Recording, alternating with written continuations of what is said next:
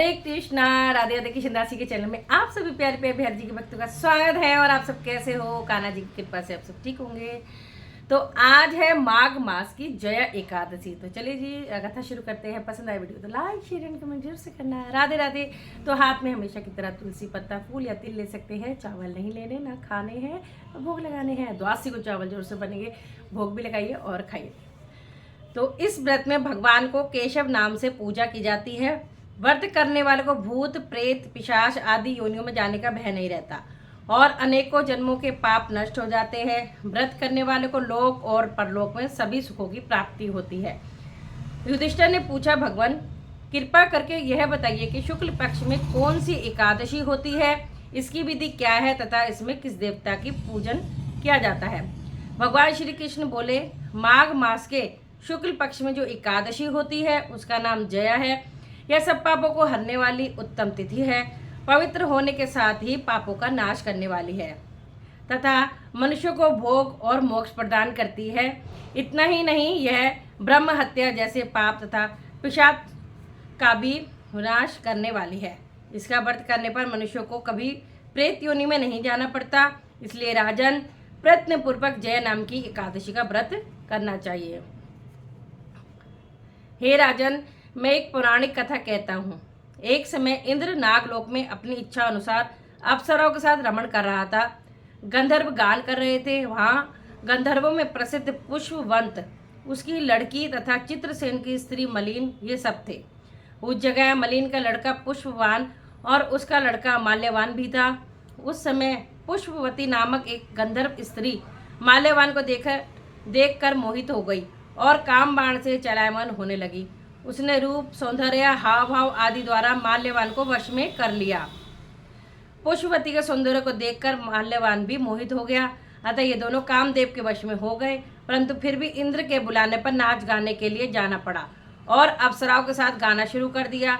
परंतु कामदेव के प्रभाव से इनका मन न लगा और अशुद्ध गाना गाने लगे।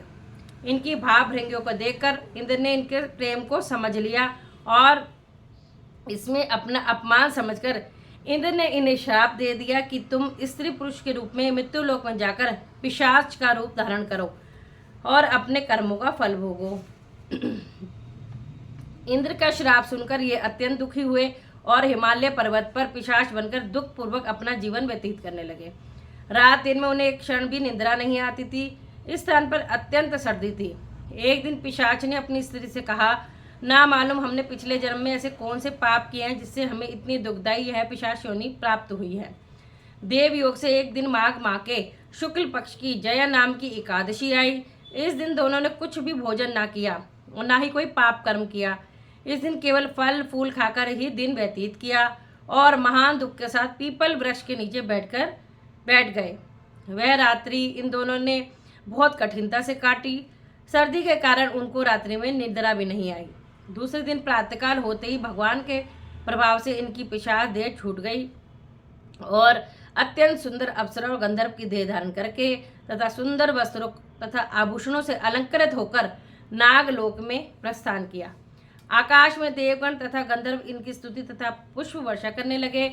नागलोक में जाकर इन दोनों ने देवराज इंद्र को प्रणाम किया। इंद्र को भी इन्हें अपने पूर्व रूप में देखकर महान आश्चर्य हुआ और इनसे पूछने लगे कि तुमने अपनी पिशाच देह से किस प्रकार छुटकारा पाया, सब बतलाओ। इस पर माल्यवान बोले कि हे देवेंद्र, भगवान विष्णु के प्रभाव से तथा जया एकादशी के व्रत से के पुण्य से हमारी पिशाच देह छूटी है।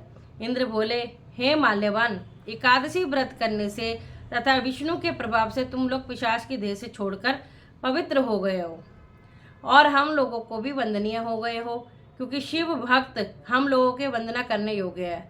अतः आप धन्य हैं। अब तुम पुष्पवती के साथ जाकर विहार करो। हे युधिष्ठिर, इस जया एकादशी के व्रत करने से समस्त योनि छूट जाती है। जिस मनुष्य ने इस एकादशी का व्रत किया है उसने मानो सब यज्ञ तप आदि किए हैं। जो भक्ति पूर्वक जय एकादशी का व्रत करते हैं वे अवश्य ही सहस्त्र वर्ष तक स्वर्ग में निवास करते हैं। भगवान श्री कृष्ण कहते हैं, राजन, इस कारण एकादशी का व्रत करना चाहिए। नृप श्रेष्ठ जया ब्रह्म हत्या का पाप भी दूर करने वाली है। जिसने जया का व्रत किया है उसने सब प्रकार के दान दिए हैं और संपूर्ण यज्ञों का अनुष्ठान कर लिया है।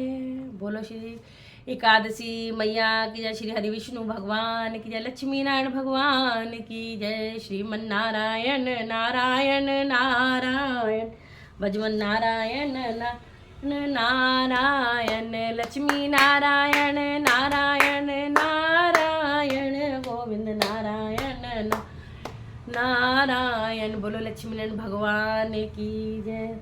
आप सभी एकादशियों के नाम ले लेते हैं। उत्पन्ना एकादशी, मोक्षदा एकादशी, सफला एकादशी, पुत्रदा एकादशी, षटतिला एकादशी, और जो आज है जया एकादशी, और जो अगली आएगी फागुन मास की वो होगी विजय एकादशी। आमल की एकादशी, पाप मोचनी एकादशी, कामदा एकादशी, बरुथनी एकादशी, मोहिनी एकादशी, अपरा एकादशी, निर्जला एकादशी, योगिनी एकादशी, देवशनी एकादशी, कामिका एकादशी, पुत्रदा एकादशी, अजा एकादशी, परिवर्तनी एकादशी, इंदिरा एकादशी, पापानुकुंशा एकादशी, रमा एकादशी, प्रबोधनी एकादशी, पद्मनी एकादशी और परमा एकादशी।